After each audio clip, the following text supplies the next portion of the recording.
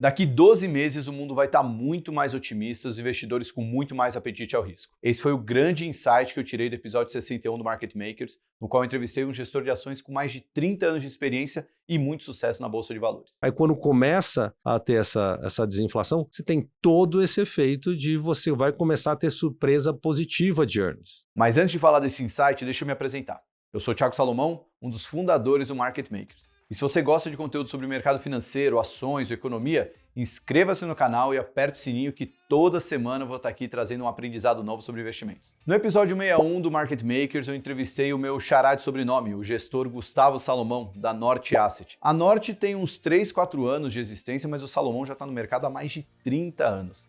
E ele sempre atuou no mercado financeiro em grandes instituições, mas o foco principal da carreira dele foi na tesouraria do Credit Suisse. Por isso que é um convidado um pouco diferente do que a gente costuma ver no M-Makers, que são gestores com foco mais no longo prazo. O Salomão ele tem esse foco no longo prazo, mas ele costuma repetir que o longo prazo é a junção de vários curtos prazos. Por isso o papo com ele foi tão enriquecedor, porque ele conseguiu mostrar várias evidências de curto prazo que tem deixado ele bastante otimista com o longo prazo. Eu separei essas evidências em 4 partes para ficar mais fácil de você absorver o que o Salomão falou no episódio. Primeira evidência, a desinflação. É importante entender que a gente está passando por um ciclo de desinflação no mundo todo. A desinflação faz com que o custo, seja mais baixo do que esperado, em alguns casos começa a ter um pouco de deflação, a margem das empresas sobe, aí a curva de juros começa a precificar a queda. Aí começa a cair juros, nos consumidores tem mais poder de compra e agora a gente começa a ver os juros indo para a gente acredita aí num corte de por volta de 500 basis points. Então a gente vai estar aí chegando a juros de 9%. Primeiro veio a inflação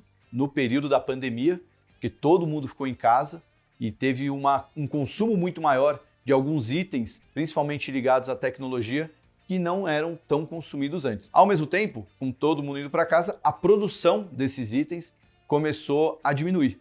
Então, com maior demanda e menor oferta, começou a faltar muitos itens. O principal deles foi o de semicondutores, que isso afeta desde aparelhos tecnológicos, como celulares, até a indústria automotiva. E qual que é a consequência quando está faltando um produto no mercado? O preço sobe. A oferta cai e a demanda continua ou até cresce, então o preço vai subir. E aí ocorre a lei básica de oferta e demanda. Faltando um produto, as empresas vão investir para recuperar essa produção que está faltando. Com esse investimento sendo feito, vai aumentar a produção e com a volta da produção, o preço tende a cair, já que vai ter mais produto novamente. Então, nesse momento, a gente está passando por esse ciclo de desinflação, não só no Brasil, mas no mundo todo. E qual é o efeito disso? A inflação, ela continua existindo, mas ela está numa intensidade menor. Esse processo de desinflação ajudou o Banco Central a iniciar o ciclo de queda de juros.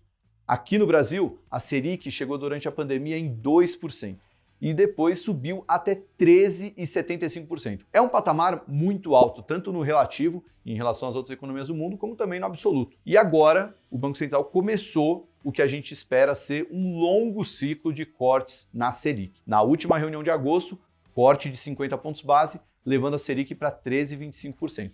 E a gente estima que esses cortes vão continuar até o ano que vem, levando a Selic para algo em torno de 9%. Pode ser 8,5%, pode ser 9,5%, mas com certeza vai ser uma Selic em um dígito. Portanto, a gente já está falando que a Selic vai voltar a ficar abaixo do que a gente costuma chamar de 1% ao mês, que era aquela renda que todos os rentistas adoravam dizer que tinham com um investimento em renda fixa. Junto com isso, a inflação, que está mais controlada, pode ficar por volta dos 4%. Hoje em dia ela está mais perto de 5%, mas ela tende a desacelerar. Qual a consequência disso tudo para o mercado?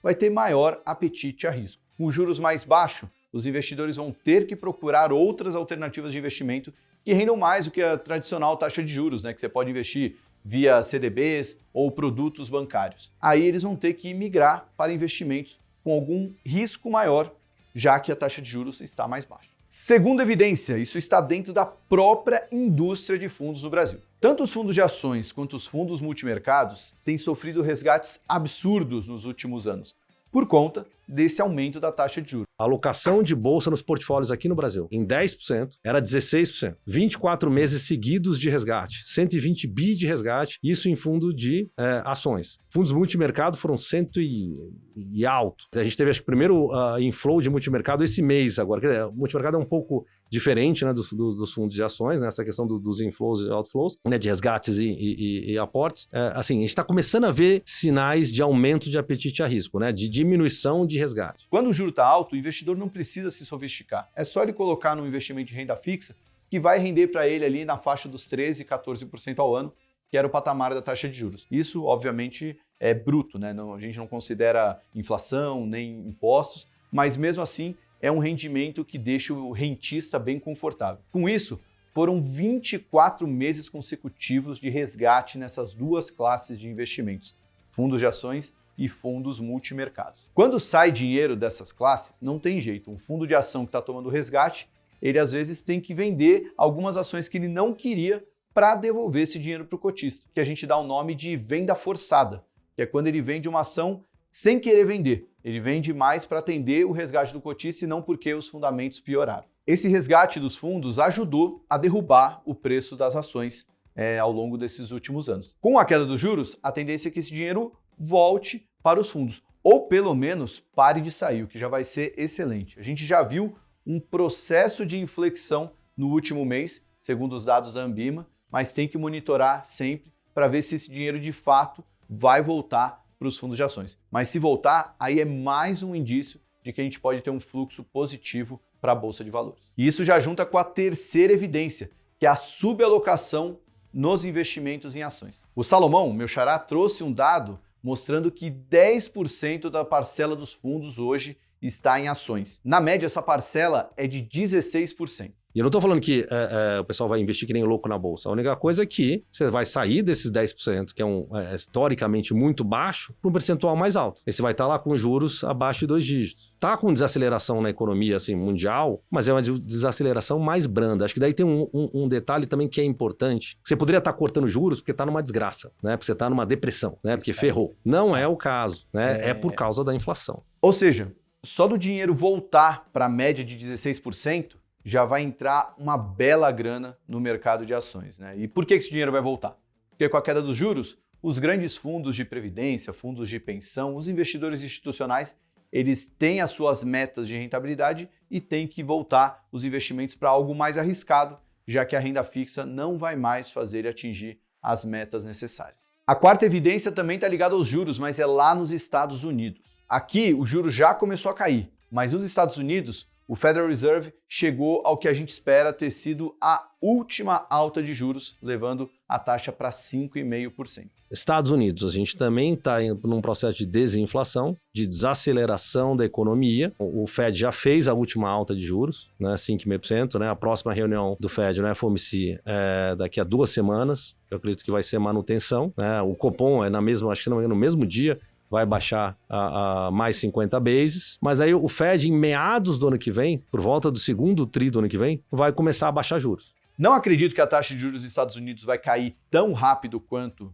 caiu aqui no Brasil, mas a gente espera que até metade do ano que vem já esteja sendo iniciado o ciclo de quedas da taxa de juros americana. Então, daqui 12 meses, a gente pode estar vivendo um ambiente onde a Selic vai estar perto de 9%, a inflação vai estar controlada. Isso pode fazer com que os fundos que estavam subalocados em bolsa voltem para o mercado de ações, os fundos de ações e multimercados voltem a captar dinheiro, ao mesmo tempo que o juro nos Estados Unidos vai começar também o ciclo de queda, né? E se o juro americano está caindo, aí é um dinheiro muito maior que vai ter que buscar rentabilidade. Também tem algumas pequenas evidências que valem a pena ser destacadas que estão movimentando o mercado no curto prazo. Uma delas é que o mundo está passando por uma desaceleração, mas ela tem sido bem mais branda do que se imaginava. Então a gente já vê todo esse cenário favorável de queda de juros, tanto aqui quanto lá fora, casando com o que eles chamam de soft landing, né? Que seria um pouso suave da economia, não vai ter aquela recessão tão forte como se imaginava. Isso obviamente pode mudar, mas é o que a gente está vendo nesses primeiros indicadores aí ao longo desse segundo semestre do ano. Tem mais um fator importante que está ligado à política brasileira. A gente não tem muito o que comemorar, mas diante da expectativa que a gente tinha no começo do ano, muita coisa boa tem sido feita. A principal delas foi o direcionamento, né, do resultado fiscal através do arcabouço fiscal, que embora não tenha sido as mil maravilhas, já tirou o Brasil de uma rota do que os economistas chamavam de uma possível argentinização do Brasil. O grande recado ali é que o Brasil já caminha ali para uma situação fiscal que pode ser preocupante no longo prazo, mas ainda há espaço para resolver isso no curto prazo. Diante de tudo isso, o Salomão, gestor da Norte, ele até fez uma provocação no episódio, né? Ele falou: imagina como vai estar o humor dos investidores daqui 12 meses diante de tudo isso que eu falei, caso isso tudo aconteça, né? Queda de juros lá fora, juros caindo aqui, inflação controlada e o dinheiro voltando para os fundos. E, obviamente, a gente não tendo nenhuma surpresa que mude o cenário vinda de Brasília. Mas tudo isso deixa o gestor bem mais confortável a ter uma posição maior em bolsa. Só para entender a dinâmica do fundo gerido pelo Salomão.